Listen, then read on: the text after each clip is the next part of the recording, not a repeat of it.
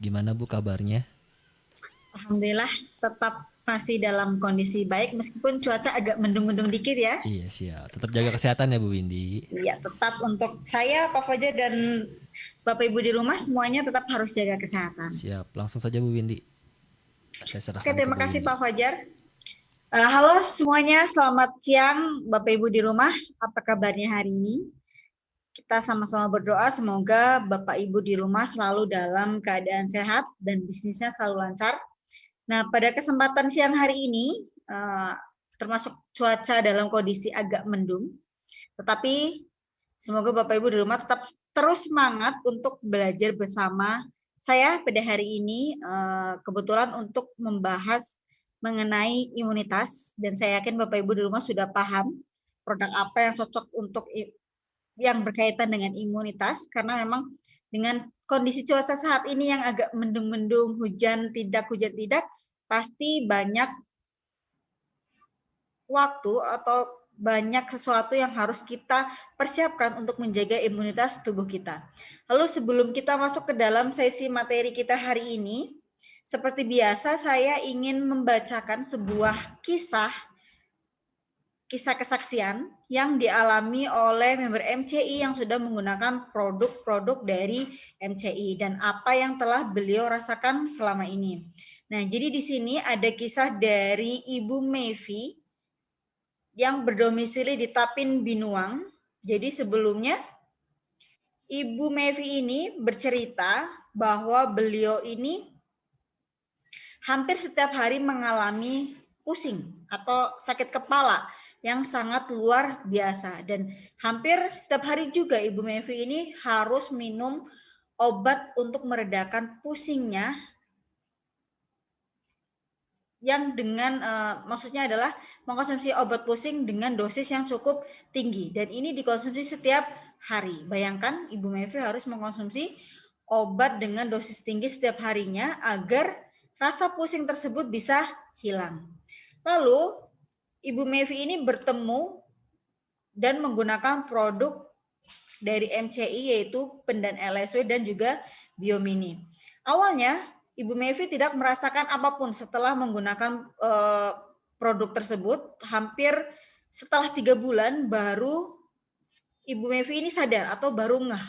Ternyata Ibu Mevi ini tidak pernah minum obat untuk meredakan pusingnya lagi, dan juga sudah sangat jarang pergi memeriksakan diri ke dokter. Jadi memang sungguh sangat luar biasa sekali produk MCI. Bapak Ibu di rumah kita beri aplaus sama-sama. Nah, selanjutnya kita akan langsung masuk ke materi pada hari ini, yaitu mengenai imunitas. Jadi perlu diketahui bahwa imunitas tubuh kita memiliki sistem imun. Nah, biasanya tubuh manusia itu akan selalu terancam dari beberapa paparan, baik itu bakteri, virus, parasit, polusi, dan juga bahkan radiasi matahari. Bahkan stres emosional dari dalam tubuh kita sendiri, baik secara fisiologis maupun emosional, itu menjadi tantangan lain untuk mempertahankan tubuh kita tetap sehat. Jadi bahkan selain dari faktor eksternal, faktor internal seperti stres emosional ataupun fisiologis itu juga mempengaruhi tingkat atau sistem imunitas tubuh kita. Nah, biasanya tubuh kita itu dilindungi oleh sistem pertahanan tubuh yang disebut sebagai sistem imun. Nah, ketika sistem imun tidak terjaga dengan baik, maka dapat mengakibatkan berbagai masalah mengenai kesehatan dan juga beberapa penyakit fatal apabila sistem imun kita rendah. Nah, maka dari itu sangat luar biasa sekali bahwa tubuh kita memiliki suatu sistem yang mampu membantu menjaga tubuh kita tetap sehat, dan ini adalah sistem imun. Selanjutnya, imunitas atau kekebalan kita biasanya kan kalau orang awam lebih mengenalnya kekebalan tubuh manusia. Jadi kekebalan ini tuh dengan imunitas itu sebenarnya sama. Jadi imunitas ini merupakan sistem mekanisme pada organisme yang melindungi tubuh terhadap pengaruh biologis luar dengan mengidentifikasi dan membunuh patogen, atau bisa dikatakan imunitas ini adalah dia kerjanya untuk melindungi tubuh kita dari pengaruh suatu zat berbahaya, baik itu patogen, bakteri, dan lain-lain. Dan imunitas juga ini, sistem imun dia membantu mengidentifikasi apakah zat tersebut baik atau justru jahat untuk tubuh kita. Nah, fungsi dari sistem imun sendiri dibagi menjadi 3. Yang pertama adalah melindungi tubuh dari invasi penyebab penyakit, lalu menghancurkan dan menghilangkan mikroorganisme atau substansi asing seperti bakteri, parasit, jamur, virus, dan juga patogen jahat lainnya yang masuk ke dalam tubuh manusia. Nah, sistem imun juga menghilangkan jaringan atau sel yang mati atau rusak, atau biasanya kita sebut sebagai debris cell, untuk perbaikan jaringan. Nah, yang terakhir adalah fungsinya untuk mengenali dan menghilangkan sel yang abnormal. Biasanya sel-sel yang abnormal ini yang dia bisa menyebabkan kanker ataupun tumor. Nah, fungsi sistem imun sendiri kerjanya adalah untuk mengenali dan menghilangkan sel yang abnormal ini agar tubuh kita tetap terjaga dan sehat.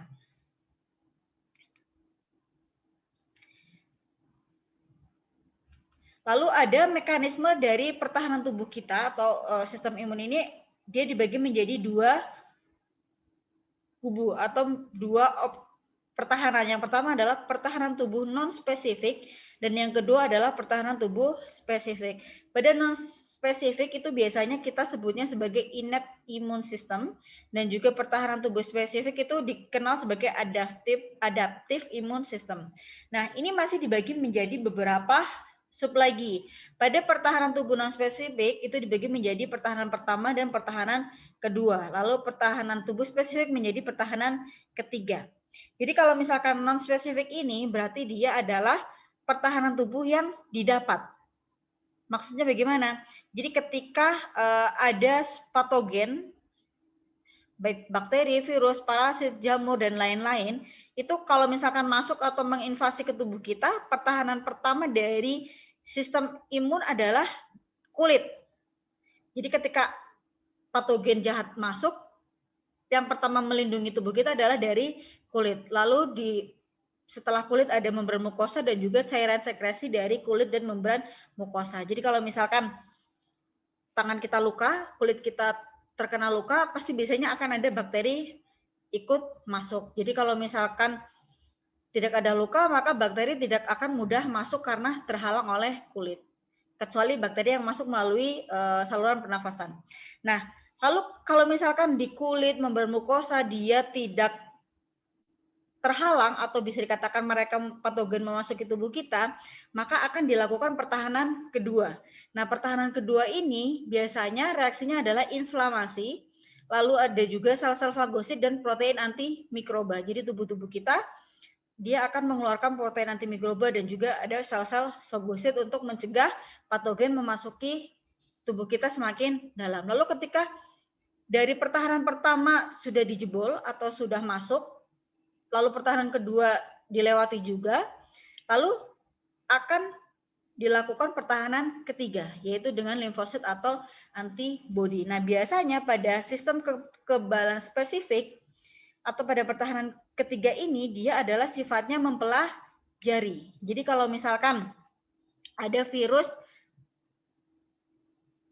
tipes, atau misalkan ada sakit tipes, atau misalkan ada virus hepatitis, ataupun ada virus-virus lainnya ataupun bakteri, ketika dia pertama kali memasuki tubuh, maka tubuh kita baik antibodi itu akan mempelajari struktur dari virus ataupun bakteri tersebut. Jadi ketika nanti kita sudah sembuh, lalu bakteri dan virus tersebut datang kembali, maka tubuh kita secara langsung dia akan melawan si bakteri dan virus tersebut karena sudah dikenali. Jadi tidak akan menyebabkan suatu masalah kesehatan yang lebih fatal.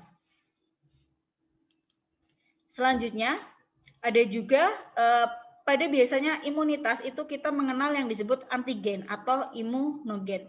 Nah, antigen ini merupakan substansi kimia yang mampu merangsang sistem imun baik secara selular maupun humoral untuk menimbulkan respon spesifik. Nah, responnya ini biasanya berupa produksi limfosit dan protein spesifik yang biasa disebut antibodi.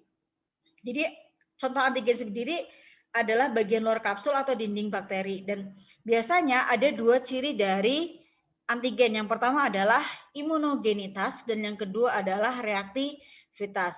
Pada imunogenitas ini biasanya adalah kemampuan untuk memicu perbanyakan atau memicu produksi antibodi lebih banyak dan juga limfosit spesifik. Lalu pada ciri reaktivitas ini adalah suatu kemampuan untuk bereaksi dengan limfosit yang teraktivasi dan juga antibodi yang dilepaskan oleh kekebalan. Jadi 2 ciri dari antigen adalah imunogenitas dan yang kedua adalah reaktivitas. Next, selanjutnya ada pada imunitas juga dikenal sebagai antibodi. Karena kan pertama adalah pertahanan tubuh, lalu ada antigen dan juga antibodi. Nah, antibodi ini adalah protein globulin khusus yang dibentuk sebagai respon terhadap suatu antigen dan secara spesifik menghasilkan reaksi dengan antigen tersebut. Jadi antibodi ini protein yang dari tubuh itu dibuat secara khusus untuk merespon dari masing-masing antigen spesifiknya. Nah, ada 5 jenis dari antibodi tersebut. Yang pertama adalah IgM atau imunoglobulin M, IgG, IgE, IgA, dan IgD. Pada IgM, dia berperan sebagai reseptor permukaan sel beta dan disekresi pada tahap awal prespon sel plasma. Nah, pada IgG atau imunoglobulin G, dia itu paling banyak terdapat di tubuh dan darah manusia. Nah, diproduksi jika tubuh merespon antigen yang sama. Kalau misalkan dia antigennya nggak sama, dia nggak bakal merespon. Nah, IgM dan IgG ini berperan jika terjadi infeksi bakteri dan virus serta aktivasi komplement. Lalu yang ketiga adalah IgE. IgE ini dia melindungi tubuh dari infeksi parasit dan merupakan mediator pada reaksi alergi dengan melepaskan histamin dari basophil dan juga selmas. Jadi kalau misalkan tubuh kita terjadi alergi, yang berperan atau antibodi yang berperan adalah imunoglobulin E. Lalu yang keempat atau IgA itu ditemukan pada sekresi sistem pencernaan, pernafasan dan juga perkemihan. Jadi biasanya dia berupa air mata dan juga ASI. Lalu yang kelima IgD ini banyak ditemukan pada permukaan sel B dan juga mengenali antigen pada sel B. Jadi dia kerjanya hanya pada antigen yang mengenali sel B. Next, selanjutnya adalah respon tubuh terhadap antigen. Respon tubuh ini dibagi menjadi 2. Yang pertama adalah imunitas humoral dan yang kedua adalah imunitas selular. Pada humoral biasanya dia melibatkan antibodi dan berperan menghadapi antigen yang bersifat larut. Nah, pada selular ini dia melibatkan sel-sel limfosit dan berperan menghadapi antigen yang terdapat pada permukaan sel. Contohnya seperti sel tumor, parasit, dan juga lain-lain sebagainya. Selanjutnya ada biasanya kalau misalkan kita membahas mengenai pertahanan tubuh atau imunitas, akan ada juga suatu gangguan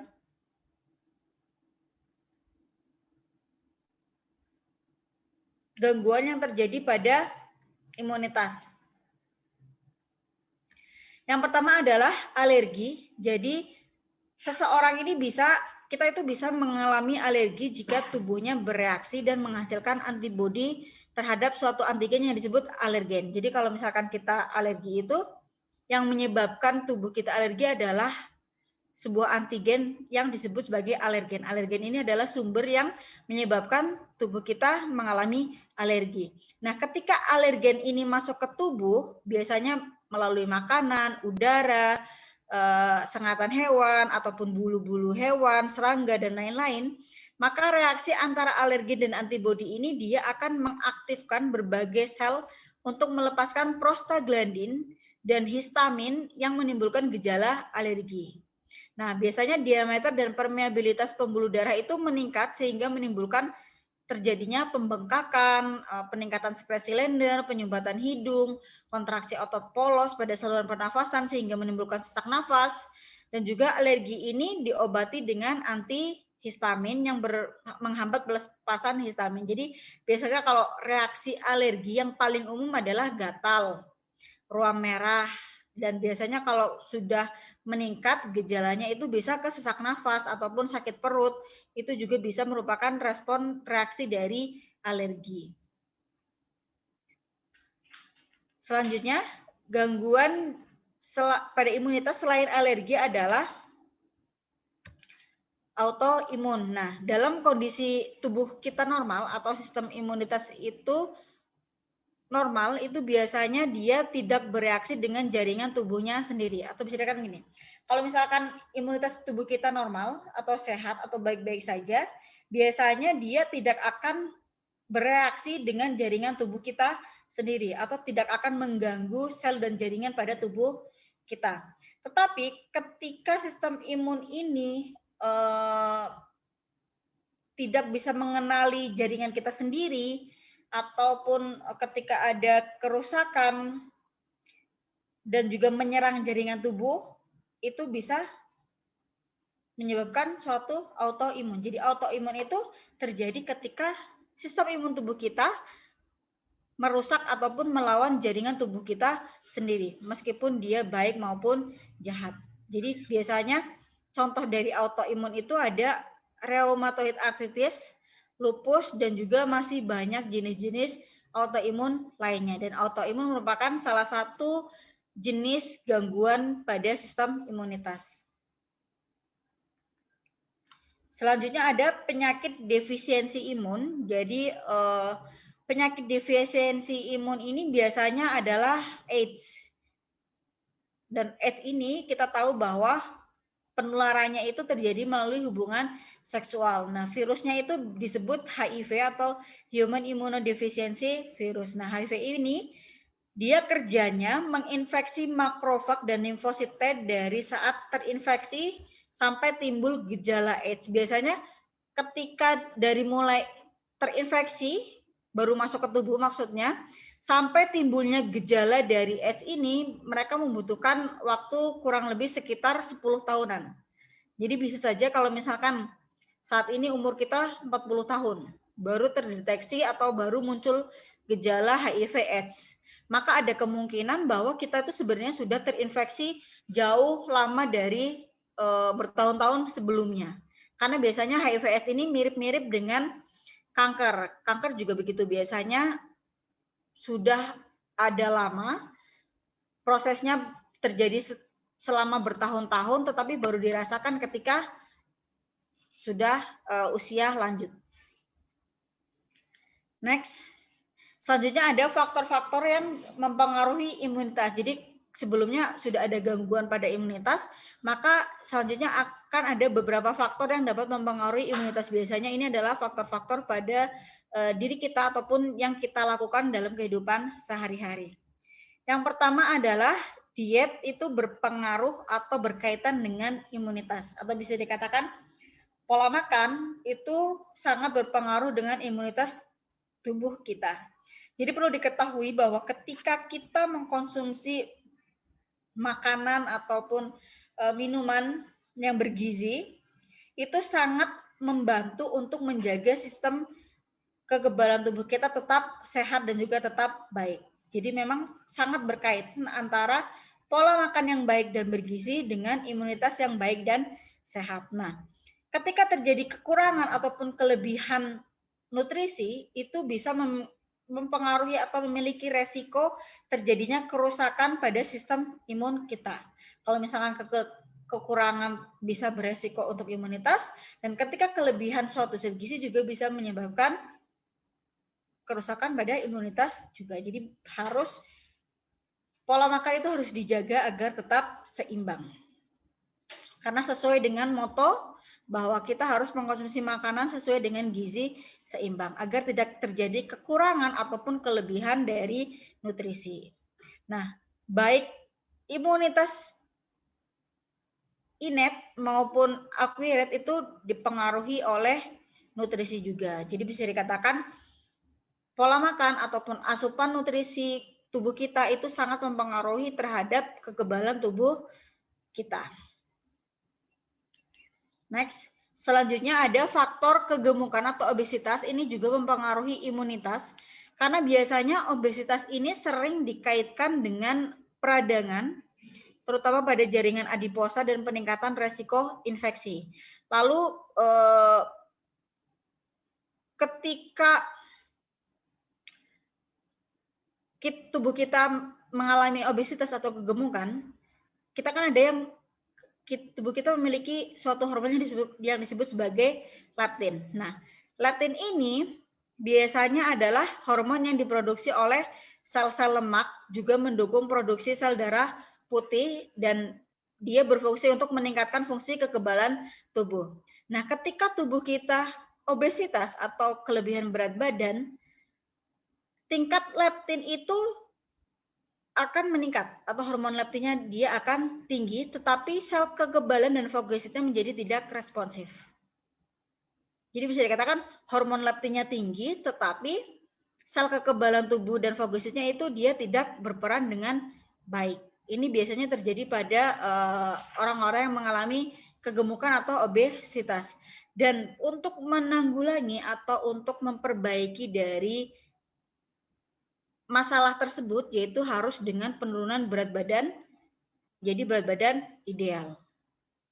Jadi kaitannya antara kegemukan dengan imunitas adalah dari hormon leptinnya. Karena kan kita tahu bahwa hormon leptin ini diproduksi oleh sel-sel lemak. Nah, ketika dia hormon leptinnya tinggi, tetapi sel kekebalan tubuhnya akan tidak responsif atau kurang berperan dengan baik. Next, selanjutnya adalah hormon. Hormon juga berpengaruh dengan imunitas. Jadi bisa diketahui bahwa hormon ini dia bertindak sebagai imunomodulator dan mengubah sensitivitas sistem kekebalan tubuh manusia. Lalu hormon steroid juga secara langsung dapat menekan sel B dan juga sel T. Lalu estrogen juga mempengaruhi bagaimana antigen itu bisa diproses dan bisa menyebabkan autoimunitas. Nah, perlu diketahui bahwa beberapa penyakit autoimun seperti lupus erythematosus atau kita kenalnya SLE, biasanya itu sering menyerang wanita dan timbulnya bertepatan dengan masuknya masa pubertas. Itu lebih sering. Jadi dari masalah tersebut saja sudah bisa disimpulkan bahwa imunitas itu bisa terganggu hanya dengan hormon.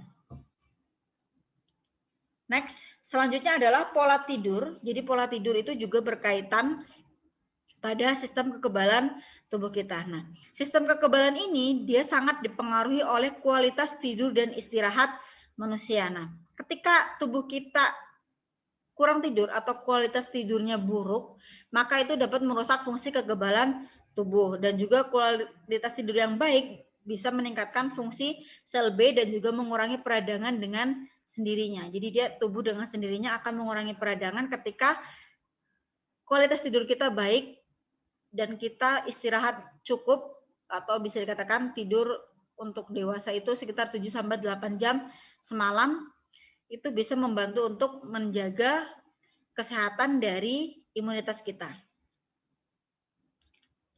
Nah, selanjutnya ada penuaan. Penuaan juga berkaitan dengan imunitas karena kita tahu bahwa ketika usia kita semakin bertambah, pasti akan banyak penurunan fungsi baik organ dan jaringan maupun sel-sel di dalam tubuh kita. Dan ini juga berkaitan dengan imunitas karena biasanya kalau misalkan semakin bertambah usia, jaringan di dalam tubuh kita akan menurun, dan juga respon seluler dan humoral itu juga akan menurun.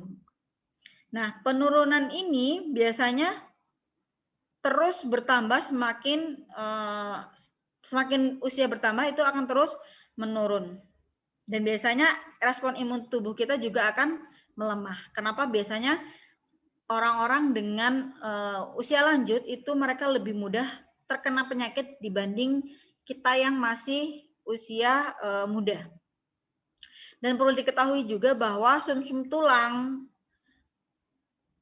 dan juga sel darah merah juga menurun. Biasanya kalau usia lanjut, produksinya itu akan menurun. Sehingga respon imunitas bawaan menjadi kurang memadai atau tidak berperan dengan baik. Jadi memang sangat berkaitan antara penuaan dengan imunitas. Karena sebenarnya penuaan ini tidak hanya berkaitan dengan imunitas saja, bahkan ke semua kasus masalah mengenai kesehatan itu biasanya berkaitan dengan penuaan. Karena terjadinya penurunan fungsi dari jaringan maupun organ tubuh kita.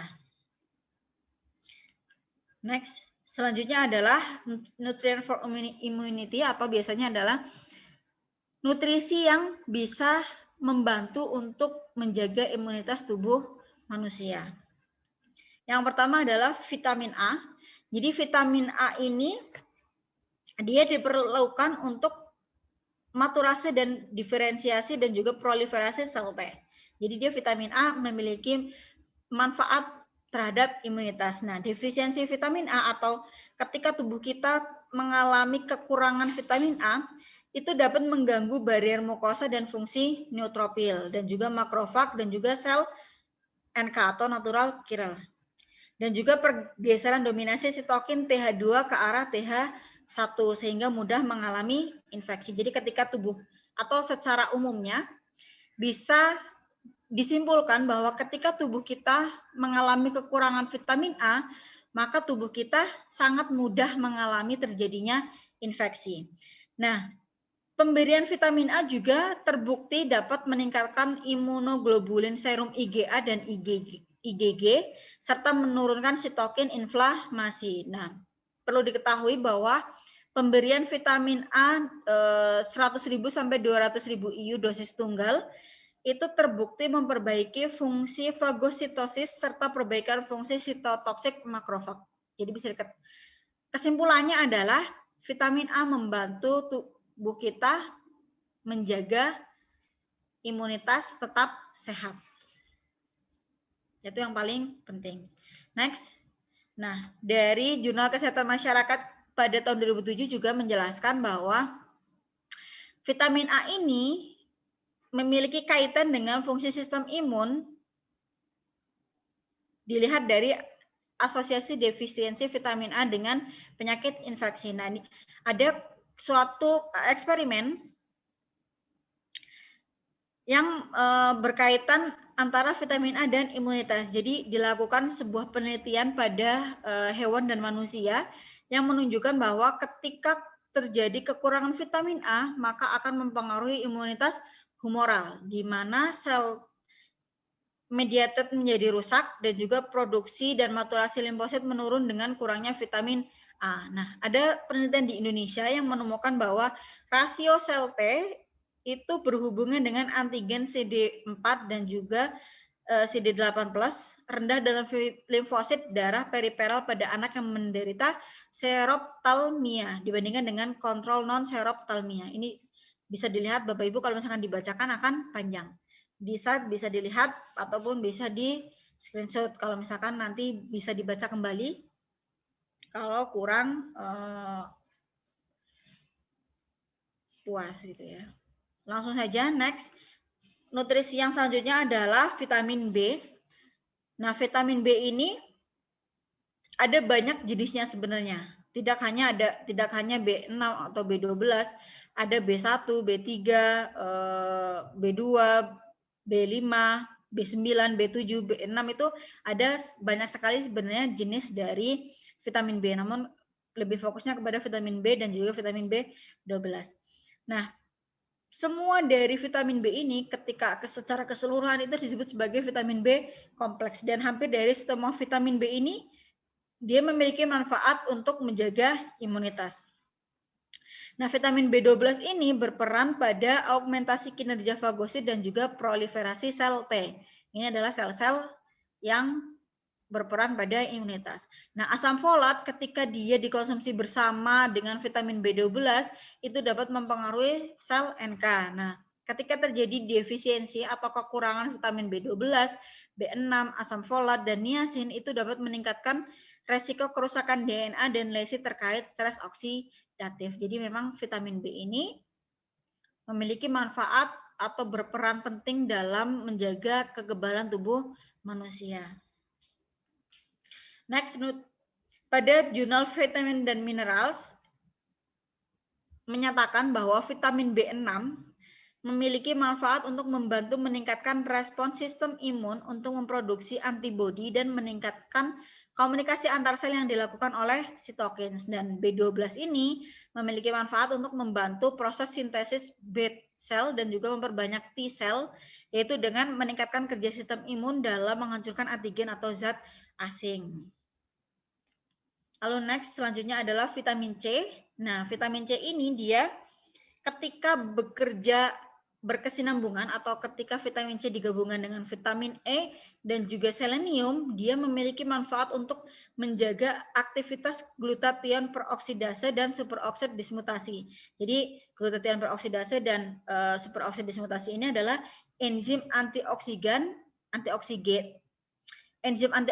yang mencegah kerusakan sel akibat radikal bebas. Nah, selain itu vitamin C juga mampu menetralkan radikal bebas. Kita tahu bahwa radikal bebas sangat berbahaya ketika dia jumlahnya berlebihan di dalam tubuh kita. Nah, radikal bebas ini perlu dinetralkan karena pertama memang membahayakan tubuh dan juga bisa mempengaruhi imunitas kita menjadi menurun. Nah, vitamin C ini dapat meningkatkan sistem imun dengan meningkatkan fagositosis, limfosit proliferation dan juga neutrophil chemotaxis untuk melawan eksogenus patogen atau untuk menghancurkan antigen atau zat asing. Saya tahu bahwa pasti Bapak Ibu di rumah sudah sangat paham atau sudah sangat pintar mengenai vitamin C berkaitan dengan imunitas karena memang yang sering digalakan untuk meningkatkan imunitas adalah dengan vitamin C. Next, selanjutnya ada vitamin D. Vitamin D juga bermanfaat untuk imunitas kita. Kenapa? Karena vitamin D ini dikenal sebagai regulator homeostatis kalsium. Nah, fungsi lainnya itu biasanya kalau vitamin D itu kan terkenalnya untuk menjaga kesehatan tulang. Tetapi perlu diketahui bahwa ada salah satu fungsi dari vitamin D yang sangat jarang diketahui, bahwa dia itu berperan dalam respons sistem imun. Nah, aktivitas vitamin D ini melalui reseptornya akan meningkatkan ekspresi gen yang bertugas mengkode reseptor-reseptor yang dapat mengenali struktur mikroba pada permukaan keratinosit yaitu CD14, TLR2 dan mempengaruhi maturasi sel T menjadi TH2. Jadi memang selain dia bermanfaat untuk tulang, vitamin D juga sebenarnya memiliki peran tersembunyi pada imunitas tubuh manusia. Jadi kita bisa dapatkan vitamin D gratis dari matahari. Jadi kalau misalkan lagi cerah, cuaca cerah, Bapak Ibu boleh berjemur juga untuk mendapatkan vitamin D secara gratis. Next, selanjutnya adalah vitamin E. Vitamin E ini dia memiliki manfaat untuk menghambat sintesis prostaglandin yang diproduksi di sel setelah oksidasi membran dan juga mencegah peroksidasi asam lemak dan imunoregulator metabolisme asam arhidonat melalui sintesis prostaglandin dan leukotrien. Ini kalau misalkan dijelaskan pakai ilmiah pusing ya, karena memang bahasanya agak lebih mendalam. Tetapi perlu diketahui bahwa vitamin E ini atau biasanya disebut sebagai tocotrienol atau alpha tocopherol. Jadi kalau misalkan Bapak Ibu sering dengar alpha tocopherol atau tocotrienol itu termasuk ke dalam vitamin E. Nah, vitamin E ini dia termasuk antioksidan. Selain itu, vitamin E ini termasuk salah satu zat gizi penting yang memiliki manfaat untuk mencegah terjadinya penyakit infeksi. Nah, pada penelitian dengan menggunakan berbagai jenis hewan uji coba, hasilnya mengindikasikan bahwa vitamin E ini dia berkaitan untuk meningkatkan fungsi imunitas. Jadi spesifiknya adalah suplementasi vitamin E megadosis, yaitu maksudnya adalah dosis dengan melebihi angka kecukupan gizi, memiliki efek perangsangan pada imunitas humoral dan juga berperantara sel. Jadi hasil dari penelitian tersebut menyimpulkan bahwa vitamin E ini dia memiliki efek untuk merangsang imunitas humoral. Jadi selain dia fungsinya sebagai antioksidan, vitamin E juga bermanfaat untuk meningkatkan imunitas tubuh manusia. Next selanjutnya ada zinc. Zinc ini kalau kita kenalnya biasanya adalah seng, zinc atau seng. Nah, zinc ini di dalam sistem imun memiliki peran dalam barier mekanik, yaitu struktur fungsi epitel saluran cerna, dan juga zinc berperan sebagai antioksidan dalam aktivitas timid kinase dan juga timomulin dan meningkatkan IgA. Nah, ketika tubuh kita atau asupan zincnya itu terpenuhi, maka modulasi respon imunitas beberapa sel itu juga baik. Atau bisa dikatakan begini, ketika kita mengkonsumsi zinc, sumber makanan yang kaya akan zinc atau suplementasi zinc, tercukupi dengan baik, maka dia akan membantu menjaga imunitas tubuh manusia. Nah, ketika terjadi kekurangan atau defisiensi zinc, itu berdampak pada penurunan respon pembentukan antibodi dan juga limfa. Nah, kekurangan zinc juga bisa berakibat banyak pada masalah kesehatan, yaitu mulai dari atrofi timus, limfopenia berat, penurunan fungsi sel B, sel T, sel NK, dan juga penurunan reaksi hipersensitivitas tipe lambat dan juga penurunan produksi sitokin. Jadi bisa dikatakan ketika tubuh kita kekurangan zinc, maka imunitas sangat akan terpengaruh atau dia fungsinya akan menurun. Nah, biasanya zinc ini bisa ditemukan pada organ hati, alpukat, kacang-kacangan, dan telur, dan lain sebagainya. Next, selanjutnya adalah iron atau Fe atau zat besi. Jadi zat besi ini memiliki peran pada imun adaptif meliputi aktivasi sel T dan IL-2, sintesa enzim myeloperoksidase pada neutrofil dan sel NK. Jadi itu, kalau misalkan bisa dikatakan sama seperti vitamin dan mineral sebelumnya, zat besi juga berperan pada menjaga kesehatan imunitas tubuh manusia. Pada anak-anak ketika terjadi kekurangan zat besi, itu dapat menurunkan IL-2 yang mempengaruhi imunitas seluler, dan juga zat besi ini mempengaruhi fungsi limfosit dan makrofag yang perannya ini berkaitan sebagai kofaktor enzim dalam berbagai proses. Next, selanjutnya ada selenium. Jadi selenium ini dia efektif untuk meningkatkan respon imun dengan meningkatkan produksi IFNI dan sitokin, T cell proliferation, dan juga T helper cell. Dan juga selenium ini dia selain untuk imunitas, dia memiliki fungsi sebagai antioksidan, yaitu melalui aktivitas enzim glutathione peroksidase yang memproteksi membran sel dan organel sel dari kerusakan peroksida dan berefek sinergis dengan vitamin C dan E. Jadi sama seperti sebelumnya pada slide vitamin C, bahwa ketika dia dikonsumsi bersama dengan vitamin E dan selenium, dia akan memiliki manfaat pada glutathione peroksidase. Dan juga selenoprotein atau derivat selenium ini merupakan komponen pertahanan tubuh yang mempengaruhi fungsi neutrofil, makrofag, dan juga sel NK dan limfosit T. Nah, ketika terjadi kekurangan selenium atau tubuh kita tidak tercukupi selenium, maka limfosit akan berkurang dan juga dapat berproliferasi dan terjadi penurunan kadar IgG atau imunoglobulin G dan imunoglobulin M. Jadi memang selenium berperan pada imunitas tubuh manusia. Next, nah,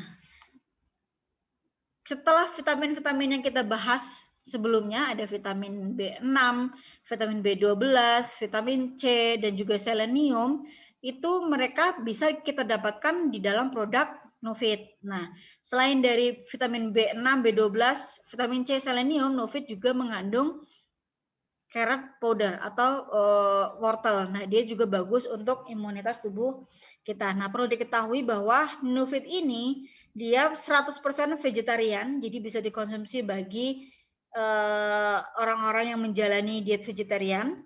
Lalu bebas laktosa, bebas GMO, dan juga bebas soya serta bebas gluten atau gluten free. Jadi bisa dikatakan untuk orang-orang yang memiliki pantangan dengan gluten, dengan soya, dengan laktos ataupun produk-produk GMO, itu bisa mengkonsumsi Novit. Nah, selain dari vitamin dan mineral sebelumnya, Novit juga mengandung carrot powder atau wortel. Nah, Ekstrak wortel ini menurut penelitian yang dilakukan oleh Ekam dan teman-temannya, mereka melakukan penelitian terhadap 24 ekor tikus untuk melihat efek sistem imun ketika mengkonsumsi ekstrak wortel. Nah, hasilnya jumlah limfosit, eosinofil, monosit, dan platelet meningkat secara signifikan. Hal itu diduga karena kandungan alfa dan beta karotenoid pada ekstrak wortel. Nah, jika limfosit, eosinofil, monosit, dan platelet meningkat, maka bisa dikatakan secara tidak langsung imunitas itu akan terjaga dengan baik. Karena baik limfosit, eosinofil, monosit, platelet, dan sel darah putih lainnya, dia akan bersama-sama mempertahankan tubuh kita dengan cara memerangi bakteri, virus, dan racun-racun yang masuk ke dalam tubuh sehingga tubuh terhindar dari sakit ataupun infeksi. Jadi bisa dikatakan hampir semua kandungan pada Nufit memiliki peranan dalam menjaga imunitas tubuh kita tetap sehat. Next, manfaat dari Nufit sendiri adalah meningkatkan sistem imun tubuh, meningkatkan ketahanan tubuh melawan penyakit, infeksi, dan juga kanker, dan memberikan energi penuh sepanjang hari, sepanjang waktu. Jadi, fungsi utamanya adalah imunitas. Nah, selanjutnya, aturan dari mengkonsumsi Nufit itu bagaimana? Nufit itu bisa dikonsumsi untuk usia 5 tahun ke atas. Jadi, pada usia 5-15 tahun, itu cukup 1 kapsul 2 kali sehari sebelum atau sesudah makan. Atau ketika kondisi sehat, 1 kapsul sehari juga cukup. Nah, pada untuk usia 16 tahun ke atas, 2 kapsul 2 kali sehari sebelum atau sesudah makan. Atau sama ketika kondisi tubuh sehat juga bisa cukup mengkonsumsi 1 kapsul pagi dan 1 kapsul malam. Nah, perlu diketahui bahwa untuk mengkonsumsi Nufit, ketika sedang melakukan perawatan rumah sakit atau perawatan dokter, itu harus konsultasikan dengan dokternya terlebih dahulu. Kalau misalkan ada kondisi tertentu, misalkan seperti sakit ginjal atau autoimun ataupun penyakit-penyakit lain, atau ketika sedang hamil, ibu hamil bisa mengkonsumsi Nufit juga, akan tetapi disarankan untuk konsultasi dulu dengan dokter kandungannya sebelum mengkonsumsi Nufit.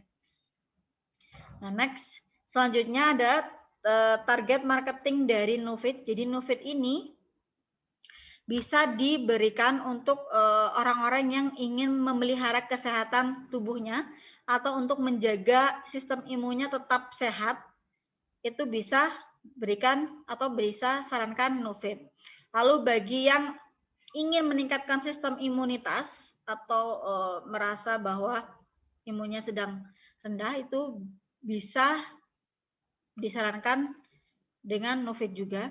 Nah, perlu dipahami bahwa teknologi pembuatan Nufit ini dia menggunakan yeast atau ragi, sehingga produk yang dihasilkan itu menyerupai bentuk yang sama dengan yang ada di dalam whole food nutrient atau mirip seperti makanan. Dan Nufit ini dia mudah diserap oleh tubuh kita. Karena apa? Karena Nufit ini memiliki ikatan dengan kofaktor dan sinyal intrinsik. Kalau sinyal intrinsik ini adalah komunikasi lokal antar sel. Jadi, makanya kalau misal karena ada kofaktor ini, vitamin dan mineral ini lebih mudah dikenali oleh sel target dan mudah diabsorpsi atau diserap oleh tubuh kita. Dan juga Nufit adalah smart delivery dan high efficacy, atau bisa dikatakan dengan dosis rendah dia memiliki efektivitas tinggi.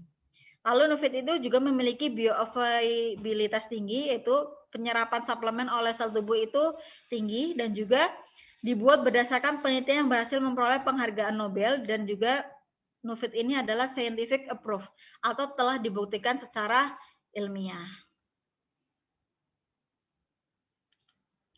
Next, nah yang terakhir untuk menutup materi kita hari ini, jadi ingin mengingatkan bahwa kita harus tetap menjaga imunitas, apalagi dengan kondisi pandemi saat ini yang masih belum terlihat membaik.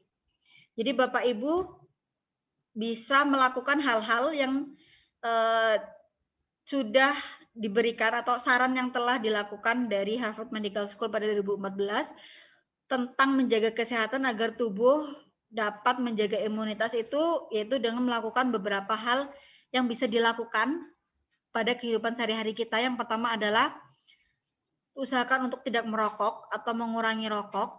Lalu yang kedua adalah konsumsi lebih banyak buah, sayur, biji-bijian, dan juga makanan rendah lemak atau gizi seimbang untuk membantu imunitas. Lalu juga disarankan untuk olahraga rutin minimal 30 menit per hari.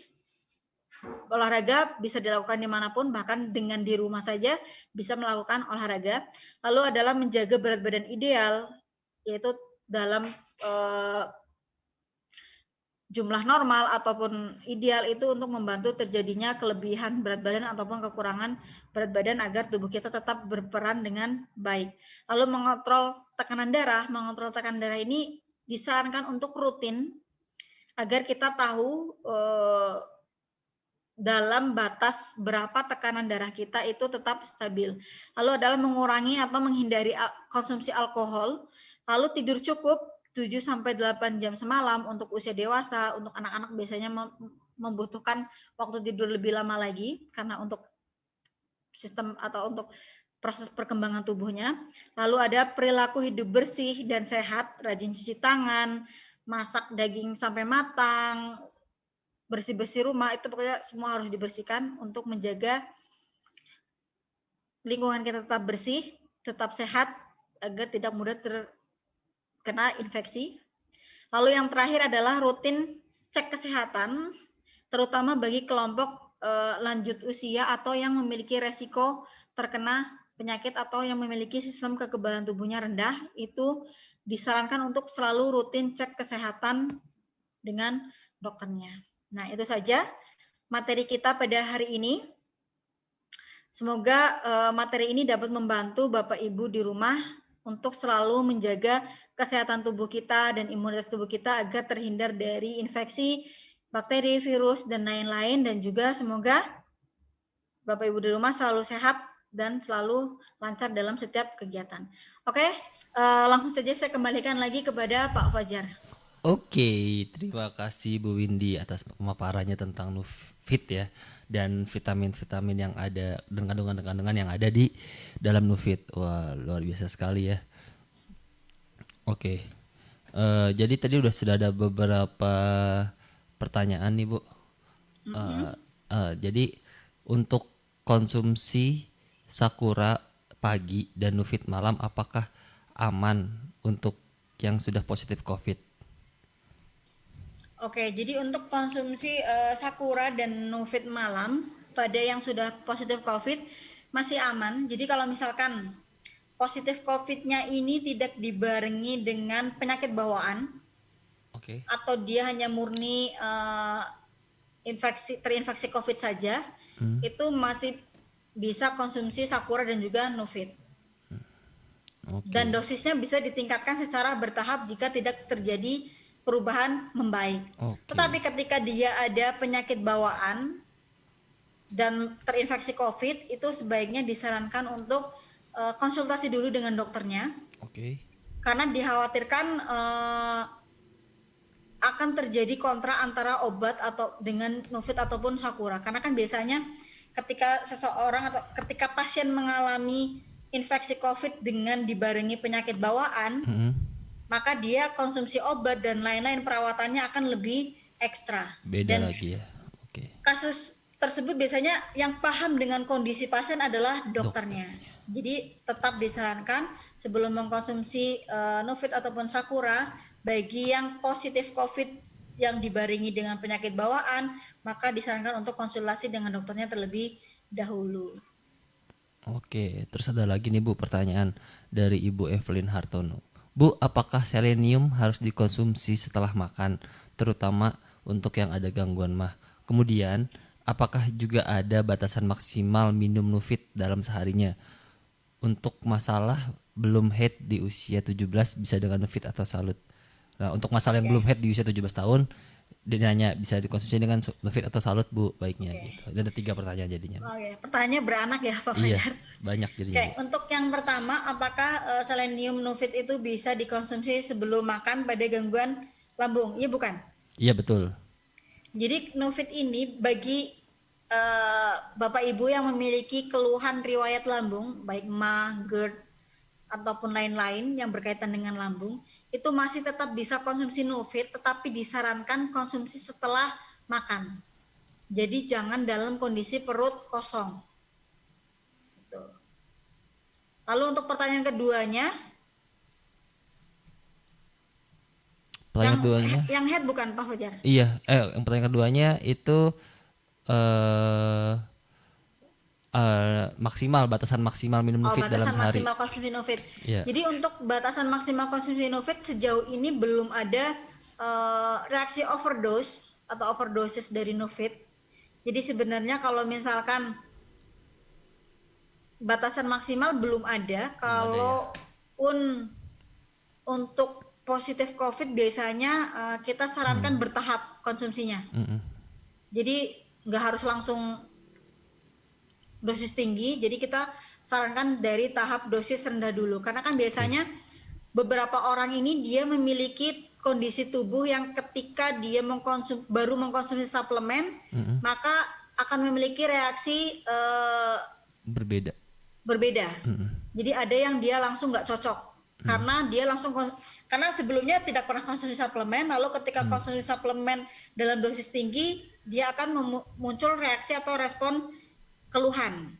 Jadi makanya kalau untuk konsumsi Novit pada positif COVID itu disarankan dari dosis rendah dulu, lalu ditingkatkan dosis sedang dan juga dosis tinggi terakhir. Jadi misalkan 3 hari pertama 2 kali 1 kapsul, lalu 3 hari berikutnya 2 kali 2 kapsul, dan hari berikutnya lagi, 3 hari berikutnya lagi 3 kali 2 kapsul. Itu bertahap. Lalu pada kondisi tubuh sehat, itu cukup 2 kali 1 kapsul per hari. Jadi nggak harus dosis-dosis tinggi. Gitu. Berarti Novit kan mahal ya, Pak Fajar?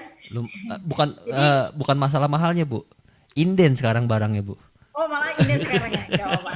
Jadi kan karena sebenarnya kan tadi target marketing Novit sudah dijelaskan bahwa Novit ini dia dosis rendah tapi efektivitas tinggi.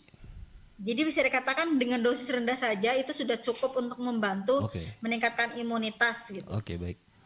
Kenapa harus langsung tinggi gitu? Istilahnya gitu ya. Baik. Kalau misalkan kita secara logika dia dosis rendah saja sudah efektif, apalagi dosis tinggi. Jadi kalau misalkan dalam kondisi sehat cukup dengan anjuran konsumsi pada kemasan 2 kali 1 kapsul per hari.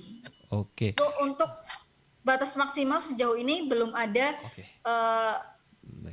reaksi atau overdosis dari Novit, jadi sebenarnya belum ada batas maksimalnya. Karena minum berapapun nggak masalah. Karena sebenarnya Novit ini kan dia seperti makanan jatuhnya. Iya, berarti sama kayak superfood juga gitu ya, betul istilahnya ya, Bu? Iya, kan karena dia mirip seperti whole food nutrients. Iya, whole food nutrient. Whole food nutrient. Terus jadi untuk pertanyaan ketiga ya. Yang ketiga. Ini lanjut saja karena pertanyaannya beranak. Belum head untuk pertanyaan ketiga, untuk belum menstruasi 17 tahun, apakah bisa dengan Novit atau Salut? Itu sebenarnya kalau head ini, menstruasi ini kan kaitannya lebih dengan hormon tubuh. Ya, berarti wajibnya Sakura atau gimana, Bu? Biasanya, Bu. Nah, kalau misalkan hormon tubuh ini kan sebenarnya tidak hanya dibantu dari suplemen atau obat-obatan hormonal, tapi juga dari pola hidupnya juga sebenarnya. Atau kalau misalkan sudah sampai 17 tahun ke atas masih belum menstruasi sih disarankan untuk memeriksakan ke dokter juga. Jadi biar tahu penyebabnya karena apa, atau apakah ada masalah pada hormon tubuhnya atau ada sebab lain. Nah, boleh dibantu dengan Sakura atau Salut. Jadi kalau sedikit saya simpulkan tadi, Bu. Jadi untuk yang pertama itu untuk yang mah itu jadi wajib ya, Bu, jatuhnya ya, Bu ya. Kalau yang punya penyakit mah atau penyakit asam lambung segala macam itu apapun sebenarnya ya, Bu ya, nggak cuma Novit doang ya. Misalnya kayak CGF juga diminumnya pun baiknya setelah kita makan, jadi kayak biar perut tidak kaget juga kan jatuhnya. Terus untuk yang kedua, batasan maksimal itu tidak ada, jadi kayak misalkan kita lagi baik-baik aja nih, misalkan saya dan Bu Windy lagi sehat-sehat saja tapi tetap pengen minum Novit, ya udah kita minumnya 1 di pagi 1 di malam, biar tetap ngejaga stamina atau imun tubuh kita tuh tetap stabil jatuhnya ya, Bu ya. Tapi kalau kita misalkan ya amit-amit misalkan saya atau ya siapapun di luar sana yang pasien COVID itu yang di Wisma Atlet misalkan. Nah itu kalau emang mau konsumsi Nufit dan itu baiknya itu dan nggak langsung tiga kali tiga misalkan gitu langsung kayak gitu kan apa 3 kali 2 misalkan nggak langsung kayak gitu ya Bu, berarti bertahap juga. Misalkan pertama tetap 2 kali 1 dulu, terus misalkan dari udah 3 hari nggak ada perubahan dinaikin jadi 2 kali 2, 3 hari nggak ada perubahan lagi naikin lagi jadi 3 kali 2, jadi seperti itu ya Bu ya kurang lebih Iya benar. untuk apa pengkonsumsian Nufit sendiri untuk meningkatkan imunitas tubuh baik itu di orang yang sehat-sehat aja maupun orang yang lagi terkena penyakit khususnya di penyakit imun seperti COVID yang kita tahu. Oke, mungkin pertanyaan terakhir ya Bu Windy ya. Oke. Bu Windy, apakah ini banyak yang nanyain tadi, apakah konsumsi Nufit untuk anak usia 5 tahun boleh dicampur dalam susu yang diminum? Nah, ini gimana nih Bu? Oke, jadi sebenarnya kalau untuk kandungan Nufit sendiri tidak kontra dengan susu sebenarnya. Oke. Jadi tapi tetap saran sih, karena kan susu itu kan ada banyak merek, jenis dan kandungan. Terutama kan banyak kandungan tambahan juga biasanya pada susu. Betul. Nah, kita kan belum bisa memastikan apakah kandungan tambahan pada susunya ini akan kontraindikasi dengan kandungan Nufit atau tidak. Oke, baik. Gitu. Karena kalau misalkan pure atau murni hanya susu kan ketahuan ya.